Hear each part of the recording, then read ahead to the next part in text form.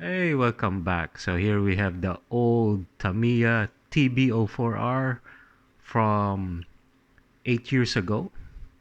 And I remember my daughter used this to win the Tamiya Cup in I believe 2016. And myself, I like this car actually. So I started Tamiya Cup in 1999. And I think it was when was this? 2019. 2019 was the first time I ran touring cars in the Tamiya Cup using the TB04, and I almost it went down to the last race, and I eventually came in second.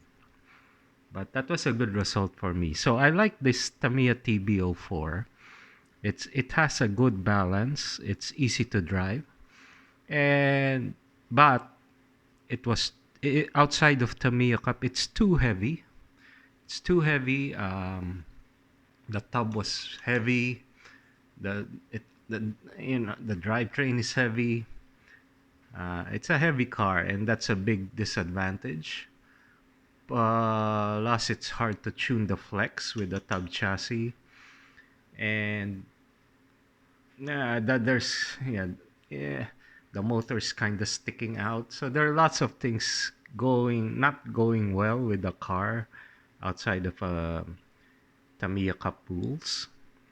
And so this year, I am taking the challenge and I want this car to be competitive against the new X4s, the Mugen MTC2s, and so on. So everyone is on the bandwagon that the modern cars with the X-arm design, pillowable arms are the best mid-motor.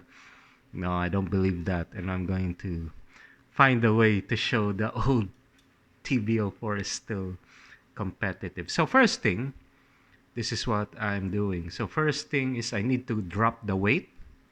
Second is I need to uh, put the weight more inwards from here to here, so to reduce the polar moment of inertia when I'm rotating the car. I don't want it to over rotate. And third, lower the CG. So those three things. It's about playing with the weight. Uh, First, lower the weight. Second, keep it in between the wheels. And third, lower it as much as possible. And the fourth item that I played with this was also to put some flex.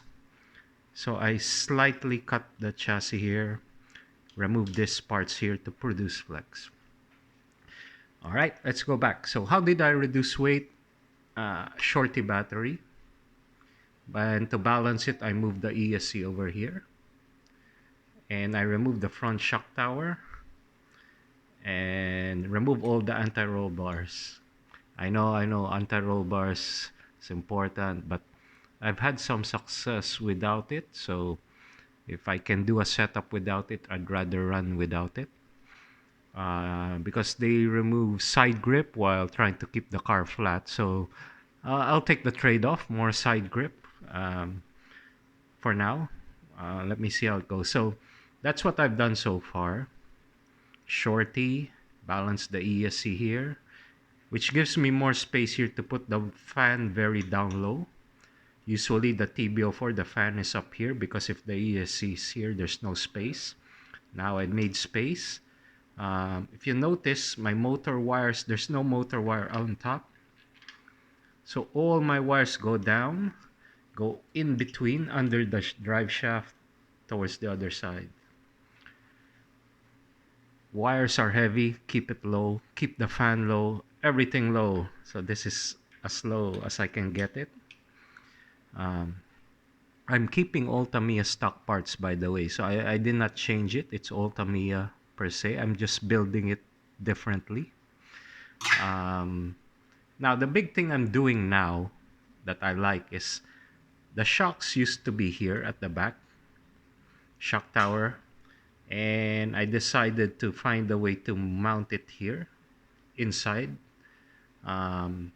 move the weight, the heavy weight here, move it here. So my first track shakedown was very positive. I really noticed the difference. So it just corners so much better with the shocks in this position from here. I can really feel it. And that's why I'm happy to do this mod. I think, and I also did it to my X-ray, but for now, for this one, it's working, so it stays on. Um, and so yeah, the flex here, I cut it maybe 2 mm, 3 mm.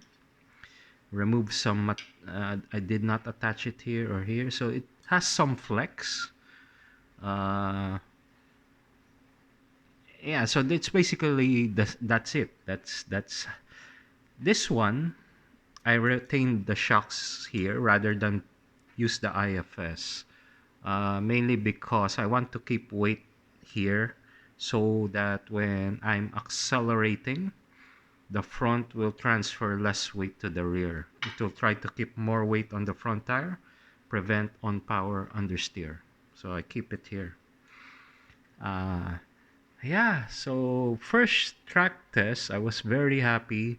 It ran the fastest ever in its lifetime. It was almost as fast as the my friend's Mugen MTC2. We were practicing together, so it was a very good start for for this car. I was still running a 17.5 boost, and I felt the car was limited by power, not by handling. So I was very happy with the handling. I felt if I just had more power, the car would be very, very fast. So I now have a Surpass 5.5. So I'm gonna swap it out, put it in, and our first club race is on this coming Saturday. So hopefully my driver, my daughter, enjoys this car. I know she prefers X-ray for now. She's used to it, but hopefully she likes this and gets some good result with it.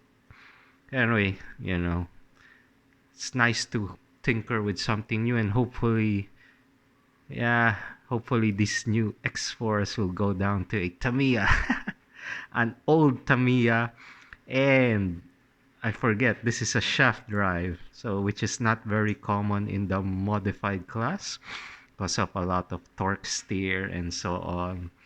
And I like the challenge. But to prevent the gears from stripping, the gears over here are now metal. The gears inside my diff are metal, and the front is a spool. And so it's very durable at the moment. So 17.5 boosted, the transmission was holding up well, and I think it'll hold up to our 5.5. Um, yeah, and that's it. That's the nice part. So again, look at the wires. No wires on top. It's all underneath, in between. So it's a clean wiring. I like it to have clean wiring as well. Um, Clean wiring makes your car go faster. So, seriously, yes. I've seen cars with wires going this way, or very high CG, very long wires. That I think that would affect the handling. So yeah, quick tip: just tidy up the wiring, use short wires, lower the CG, and your car should handle much better. And it's all relatively free tuning. No need to buy stuff. Just build it properly. All right. I think that's all I have for this week. Hope you enjoy it, and see you in the next video. Cheers. Cheers.